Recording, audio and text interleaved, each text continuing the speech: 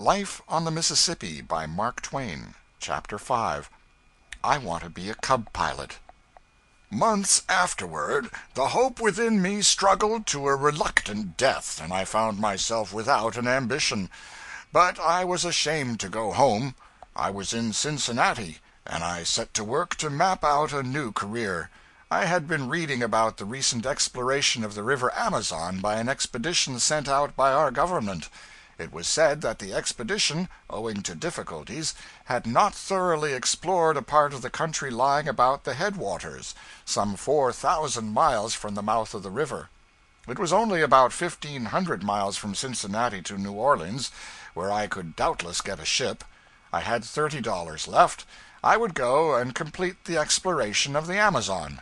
This was all the thought I gave to the subject. I never was great in matters of detail. I packed my valise and took passage on an ancient tub called the Paul Jones for New Orleans. For the sum of $16, I had the scarred and tarnished splendors of her main saloon principally to myself, for she was not a creature to attract the eye of wiser travelers. When we presently got under way and went poking down the broad Ohio, I became a new being, and the subject of my own admiration. I was a traveler. A word never had tasted so good in my mouth before. I had an exultant sense of being bound for mysterious lands and distant climes, which I never have felt in so uplifting a degree since. I was in such a glorified condition that all ignoble feelings departed out of me, and I was able to look down and pity the untraveled with a compassion that had hardly a trace of contempt in it. Still, when we stopped at villages and wood yards, I could not help lolling carelessly upon the railings of the boiler deck to enjoy the envy of the country boys on the bank. If they did not seem to discover me, I presently sneezed to attract their attention, or moved to a position where they could not help seeing me, and as soon as I knew they saw me, I gaped and stretched and gave other signs of being mightily bored with traveling. I kept my hat off all the time, and stayed where the wind and the sun could strike me, because I wanted to get the bronzed and weather-beaten look of an old traveler. Before the second day was half gone, I experienced a joy which filled me with the purest gratitude, for I saw that the skin had begun to blister and peel off my face and neck.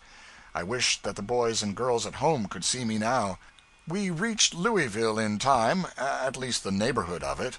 We stuck hard and fast on the rocks in the middle of the river, and lay there 4 days. I was now beginning to feel a strong sense of being a part of the boat's family, a sort of infant son to the captain and younger brother to the officers. There is no estimating the pride I took in this grandeur, or the affection that began to swell and grow in me for those people. I could not know how the lordly steamboatman scorns that sort of presumption in a mere landsman. I particularly longed to acquire the least trifle of notice from the big stormy mate, and I was on the alert for an opportunity to do him a service to that end. It came at last. The riotous powwow of setting a spar was going on down on the forecastle, and I went down there and stood around in the way, or mostly skipping out of it, till the mate suddenly roared a general order for somebody to bring him a capstan bar. I sprang to his side and said, "Tell me where it is, I'll fetch it." If a rag picker had offered to do a diplomatic service for the Emperor of Russia, the monarch could not have been more astounded than the mate was. He even stopped swearing. He stood and stared down at me. It took him 10 seconds to scrape his disjointed remains together again. Then he said impressively, "Well, if this don't beat hell!" and turned to his work with the air of a man who had been confronted with a problem too abstruse for solution. I crept away and courted solitude for the rest of the day. I did not go to dinner. I stayed away from supper until everybody else had finished. I did not feel so much like a member of the boat's family now as before. However, my spirits returned in installments as we pursued our way down the river. I was sorry I hated the mate so, because it was not in young human nature not to admire him. He was huge and muscular. His face was bearded and whiskered all over. He had a red woman and a blue woman tattooed on his right arm, one on each side of a blue anchor with a red rope to it. And in the matter of profanity he was sublime. When he was getting out cargo at a landing, I was always where I could see and hear. He felt all the majesty of his great position, and made the world feel it too. When he gave even the simplest order, he discharged it like a blast of lightning, and sent a long, reverberating peal of profanity thundering after it. I could not help contrasting the way in which the average landsman would give an order with the mate's way of doing it. If the landsman should wish the gangplank moved a foot farther forward, he would probably say, "James, or William, one of you push that plank forward, please." But put the mate in his place, and he would roar out, "Here, now, start that gangplank forward! Lively, now! What are you about? Snatch it! Snatch it! There, there! Aft again! Aft again! Don't you hear me? Dash it to dash! Are you going to sleep over it? Vast heaving! Vast heaving, I tell you! Going to heave it clear astern? Where are you going with that barrel? Forward with it! Forward, I make you swallow it, you dash, dash, dash, dash! Split between a tired mud turtle and crippled hearse horse!" I wished I could talk like that.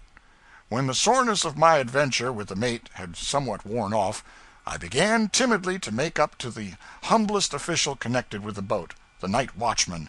He snubbed my advances at first, but I presently ventured to offer him a new chalk pipe, and that softened him. So he allowed me to sit with him by the big bell on the hurricane deck, and in time he melted into conversation.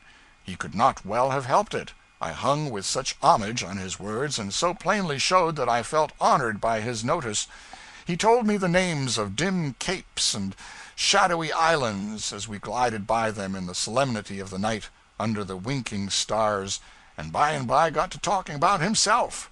He seemed over sentimental for a man whose salary was $6 a week, or rather he might have seemed so to an older person than I, but I drank in his words hungrily, and with a faith that might have moved mountains if it had been applied judiciously.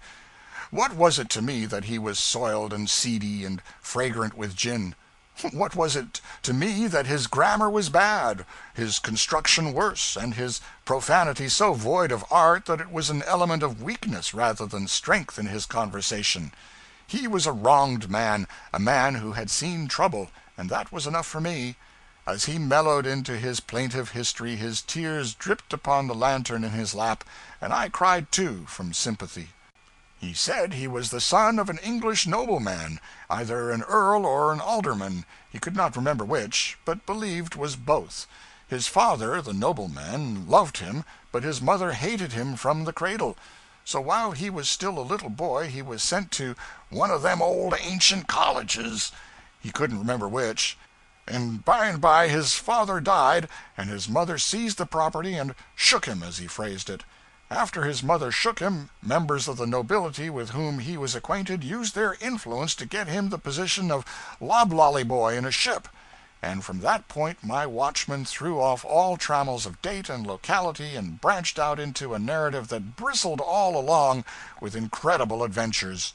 A narrative that was so reeking with bloodshed and so crammed with hairbreadth escapes and the most engaging and unconscious personal villainies that I sat speechless, enjoying, shuddering, wondering, worshiping.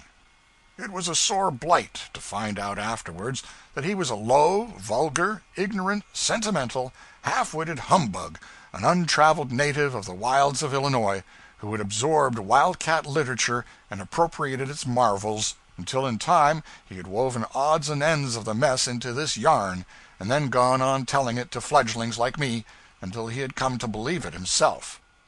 End of chapter 5.